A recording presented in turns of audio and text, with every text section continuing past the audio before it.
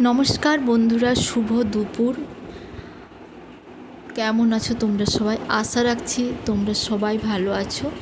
আমিও তোমাদের ইচ্ছা এবং আশীর্বাদে আমিও মোটামুটি ভালোই আছি।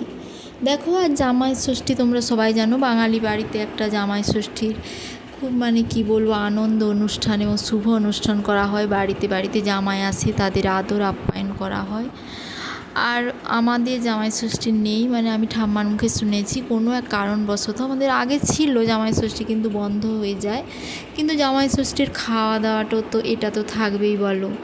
তাই আর জামাই ষষ্ঠীতে দেখো বাড়িতে চিকেন আনা হয়েছে, আর রান্না হয়েছে, চিকেন হয়েছে তোমরা দেখতেই পেলে। তারপর চিংড়ি আলু পোস্ত হয়েছে, চিংড়ি মাছ একটা ভাজা, আলু ভাজা, আলু মাখা, আর সাথে তো আমের সিজন, জানো আম তো থাকবেই সাথে।